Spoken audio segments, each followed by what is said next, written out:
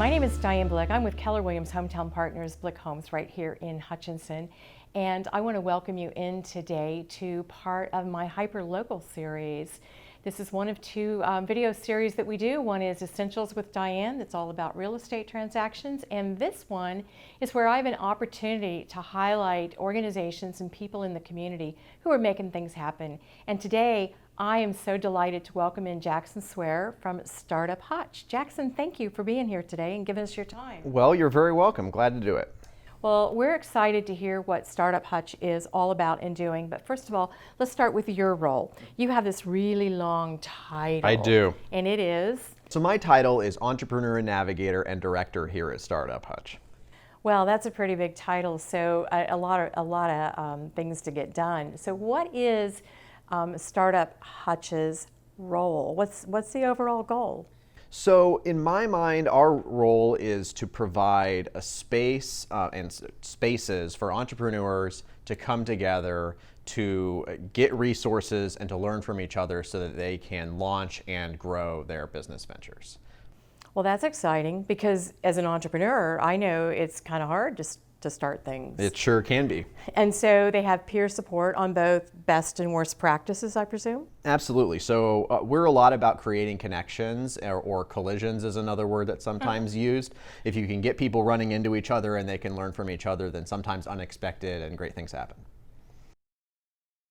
That is powerful. Unexpected and great things happening because of fortunate collisions. Mm-hmm. Absolutely. Yeah. How is the organization funded?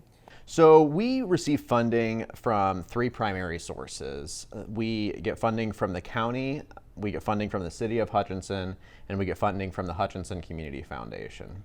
We also receive some in-kind support from the Hutchinson Community College, where we're located now. They provide us with some space, some IT support, and a receptionist that we share with another program that they don't charge us for. And I would be remiss if I didn't add that Network Kansas, which is a statewide organization, they provide a lot of assistance as well. They hold most of the loan funds that we end up loaning out, and they do provide us with a little bit of assistance with running programs and things like that. Okay, great. So I'm assuming that in addition to lucky collisions where people are talking and sharing with each other, are there other frameworks that are provided to entrepreneurs? Mm-hmm. Like frameworks for financial planning, for building business plans, for... Yes, absolutely. So part of what we do is we try to provide people with say a template that they might be able to use to develop a business plan or to start to put their financial projections down on paper. Mm-hmm. And then we can go in and review those with entrepreneurs to make sure that they have really answered the questions that they need to answer before they get started. We also have some great partnerships with some regional organizations, one in particular being SCORE, which is a group that provides mentoring around business plans and financial projections. That's primarily, it's volunteer, it's free for people to tap into, and it's retired business professionals, executives, CPAs, those sorts of people. So that's a great resource for people who need just a little more of that sort of hands-on approach as they develop their business plan.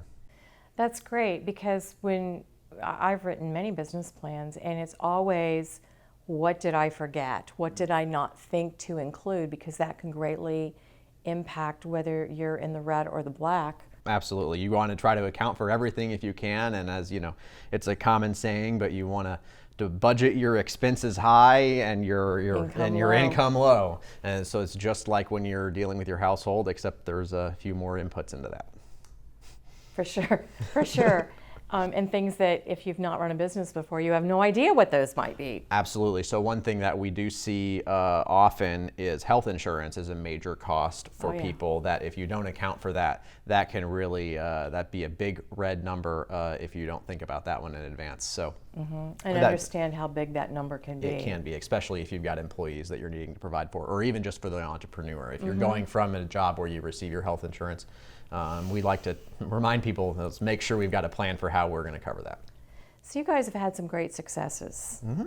Can you share about some of those successes? Yeah, so a few of the different entrepreneurs that we've worked with that we've actually loaned funds to in the past year or so that I'll highlight because I think that they represent the sorts of different things that we can do.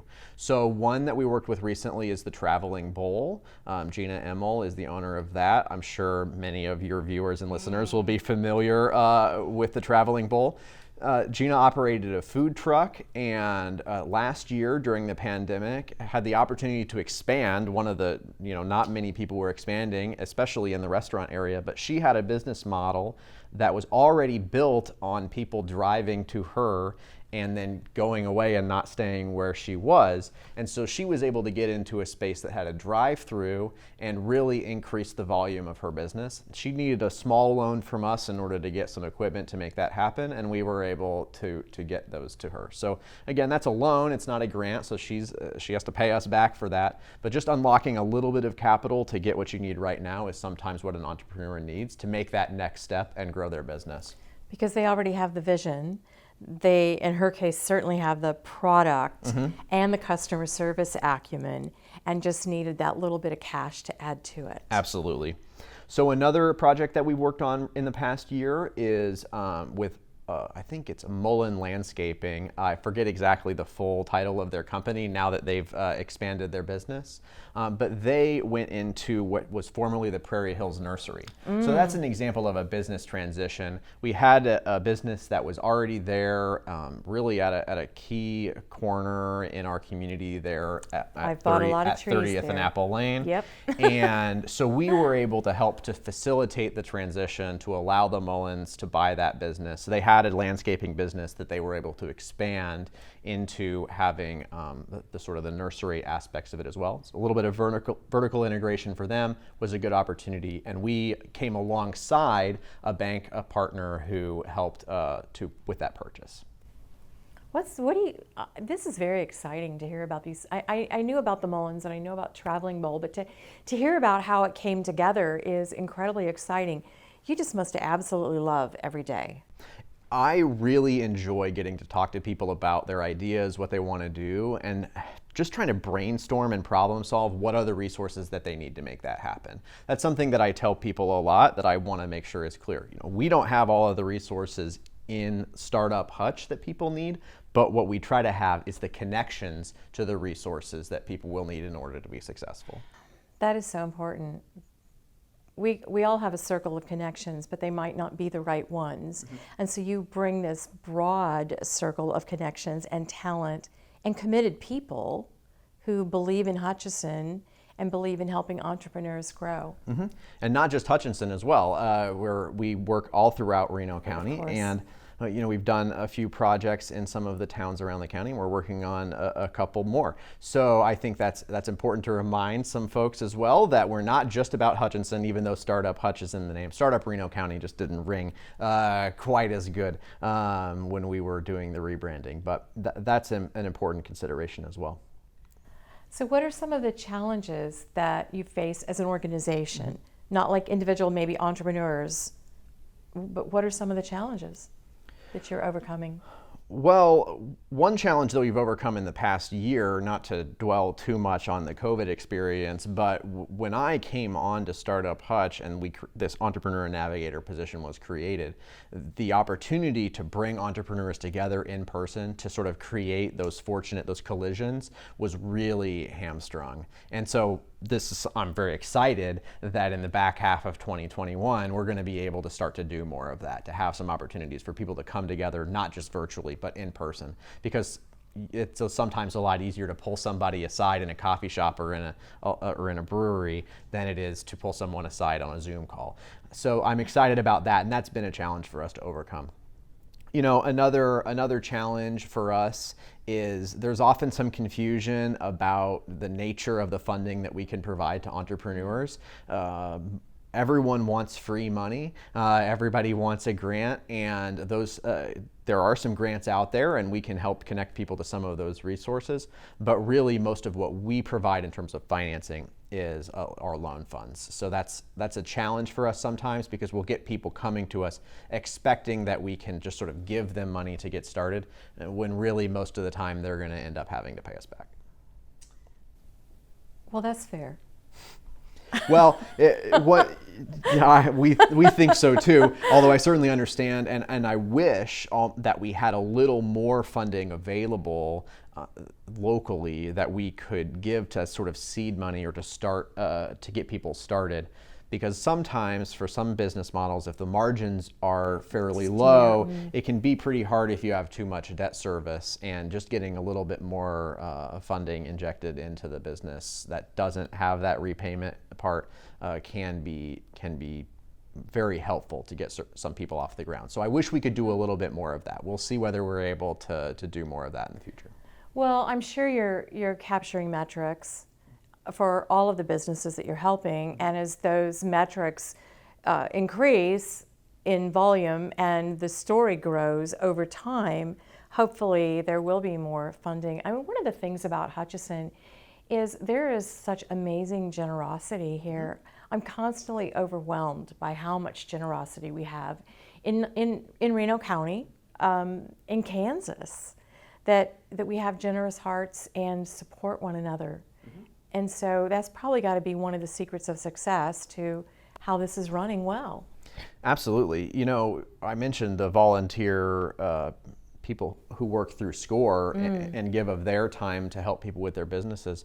But really what I found is that even other business owners are extremely, I mean, to a point, generous with their time with other entrepreneurs, sharing their insights and giving people kind of the lessons learned, the hey, don't do that. I tried that when I started and it didn't go very well.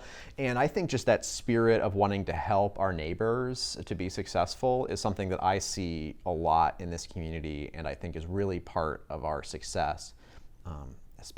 Even more so if you look at areas like the downtown, for example, where I know all of the downtown business owners, they meet, they talk together, they offer resources, help to each other. And I just think that spirit of community and helping each other to be successful is really what makes it happen for entrepreneurship. And I think that might be a little bit surprising to some people, because I think there's an image of entrepreneurs as the solo person who goes out and they do it all themselves. And that's maybe even an image of entrepreneurship that I had before I really started getting involved in this work.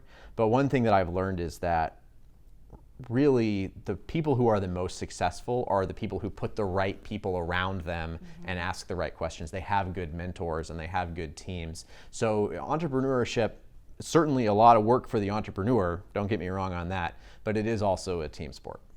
I completely understand what you're saying. What I've learned about being in business over the years is that who's at my table, who's in my circle, who I can reach out to, who's going to be honest and truthful with me and completely transparent and say, that is the craziest idea I've ever heard, not just, oh yeah, Diane, go try that. It's getting that honest feedback from other experienced people, and they don't even have to be, it doesn't have to be a vertical business the same area that you're in. It's business in general and sharing real truths that is so important, and I see you guys doing that. You also have, I love the hot seats. Oh yeah, thank you. Just share with our audience about the hot seats and how they could listen in and join that. Yeah, so we run a virtual event called the Hot Seat that we had been doing monthly for the first half of the year. We're going to intersperse some in-person events with those and do them every other month for the rest of the year. But we host those on Facebook Live and also on Zoom. So the advantage to getting on the Zoom call is that there's a little bit of follow-up conversation with the entrepreneur that's in the hot seat. But we also broadcast them on Facebook, so it's easy for anybody to access. Like I said, they're virtual events, and we bring in a local entrepreneur, and they get to present for about 5 to 10 minutes about their entrepreneurial journey, and then we just open it up to Q&A, and anyone can ask a question to the entrepreneur. Entrepreneurs have been very generous with sharing about their experiences, and I think it's a great way for people to learn a little bit about that process and that experience of becoming an entrepreneur. So if you're thinking about starting a business, you can check those out. And the nice thing about broadcasting them to Facebook Live is they're all available as videos after the fact. So you can go back and watch. We just did one with Holly Sweet Treats where she talked a little bit about the process of putting in a commercial kitchen, and of course all of the rest of her entrepreneurial journey, and several others where you can go through the backlog and check those out. Oh, there was the one with Levi Julian on absolutely. On staffing, and Joe Young at Scuttlebutts. Joe's wealth of information about how to hire good people. He's got a is. lot of experience in that service coffee industry. Absolutely. I do enjoy those. Is there anything that I haven't asked you that we should share with the audience that you'd like them to know about StartUp Hutch? You know, the only other thing I would add would be that our services are free to use, so come in and talk to us if you're thinking about starting a business or you're a business owner and you're looking to expand. And one other thing that I didn't get a chance to mention much, which is an area where I think we need to do a little more work, is helping people who are trying to get out of their business, looking to transition to the next stage in their life, but there's a good viable business there. I'm hoping that we can learn how to do a better job of connecting people in that position to new people. Succession planning. To succession planning really is the term, exactly, is to do a little bit more work in that space. So sometimes that can be a little bit tricky. People don't always want to tell all of their friends, their neighbors, definitely not their employees, that they're thinking about leaving the business. Right. But that, you know, we respect confidentiality, obviously, that's a huge part of our job. And so we hope that people will come to us when they're at any phase of their business, if they're looking to make a change, whatever kind of change that is. Well, good to know. Jackson, thank you for sharing. This is such an important part of the community. I know that you choose Hutch and believe in Hutch. Absolutely. And that drives your work every day. It does mine as well. And I'm just delighted to share with our audience about the good work that you're doing. So thank you. You'll find Jackson's contact information here at the back of the video. Thanks for joining us. If you know anybody that I should be talking with that I haven't already, I would love to hear about them. Somebody that's doing something good in Hutchinson and Reno County, would love to share that. Thank you for joining my Hyperlocal series today, and thank you again, Jackson. Thank you.